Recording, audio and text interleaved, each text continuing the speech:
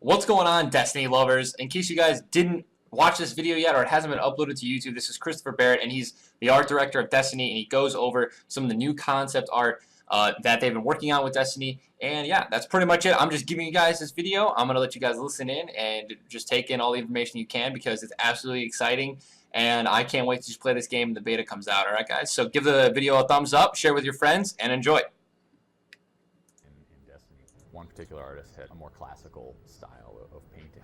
I think when we were taking the way he was painting on top of the ideas that we had, it kind of mixed this historical kind of classic vibe with more sci-fi stuff. So I think that mixture, we started to realize, oh, we could create this sort of historical or aged look with sci-fi stuff that felt new. Star Wars is a great inspiration. I mean, they built this entire world that people love to, explore and think about and watch movies about. And I think the feeling of there's this frontier that people, can explore and go have adventures in is, I think, the spirit we wanted to capture, absolutely. As far as other influences, somebody else asked me that before, and I think I said Thundar the Barbarian. It's actually like one of the biggest influences. I don't know if you're familiar with Thundar the Barbarian, No, what is but it? it's an 80s cartoon where it's a post-apocalyptic future. It's in New York City, and they call it Manhattan. A really fun show that combined a lot of fantasy and sci-fi elements together. Just the spirit of it, I think, was what was fun. And all of the episodes had really fun titles that, almost sounded like Dungeons and Dragons, titles of campaigns and stuff like that. That was some of the stuff we wanted to imbue into Destiny. Yeah, the mixture of guns and spaceships and, all these sort of real locations, but there's a giant monster hiding around the corner, or there's magic.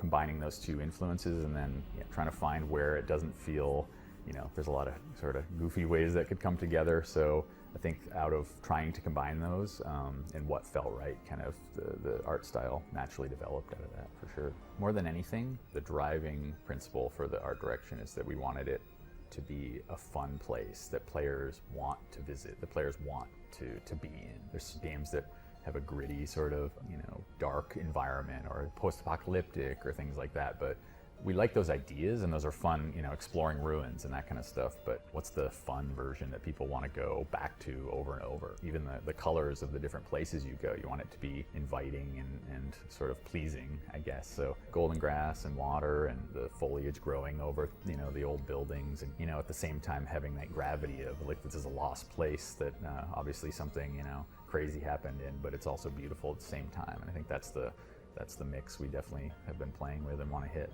Well, first of all, we want to fulfill kind of the fantasy of what people, not necessarily reality of Mars, because obviously that's not particularly fun running around a barren wasteland, but people think of red colors and sand, so we wanted to include that, but then to make it more fantastic, with giant, huge hills of sand and things buried in the sand and whatnot. And this is great property where the Traveler, having changed what those planets are like, we could play up what the fantasies of those places are. Venus being this hot, human place, so playing up the idea of it being a jungle and taking all the ruins from the past and sort of burying like all that stuff under either jungles on Venus or sand on Mars. Just exaggerating all those elements that are fun and for players to, run around and explore.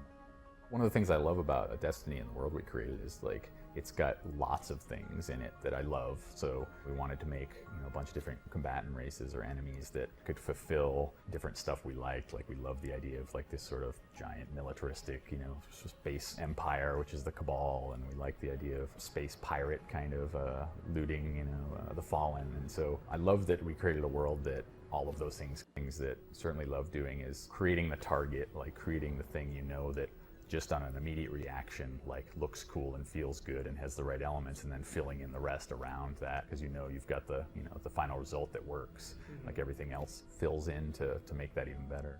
I think one of the most fun things in the game for me is all the different kinds of armor and equipment you can pick up. It's always a tough balance, variety versus art direction. There was a time where artists wanted to make all the pieces of the outfit come together as one, so we could make sure it was coordinated and looked all good together. Obviously, we need to mix and match stuff, but that variety, sometimes when things don't match perfectly, it actually helps, because it gives you the feeling that these warriors are going out into the solar system and finding these pieces of armor and sort of collecting them, so it gives you a little bit of that bounty hunter feel, I guess, which is kind of nice. We've got a lot of great leads that work on particular areas, so there's the environment team who works on world design, and We've got the the 3D artists who are working on the characters and the creatures, and it's broken up into those different categories. And we have really great people in all those teams. So it's crazy once in a while. It's a huge team. And Like, how big is it? let me guess. It's somewhere 150. I don't know. Don't quote me at all on that. It's probably completely wrong. But just Over the art 100. team. Just the art team. Yeah, well, absolutely. There's a. We may be pushing that for environment artists at this point. It's such a huge world. Every day sort of brings a unique challenge. It's different. Sometimes I'm stuck in meetings for 6 hours. Once in a while I get to sketch still, so that's fun. It's always cool when I get to do that. But as we're nearing the end of the project, there's so many things to finish that we want to fix, and so it's kind of scrambling around trying to see what needs my attention the most and see what I can help with just on a day-to-day basis. Creating a place people want to exist in and go back to day after day is, I think, the biggest driving force.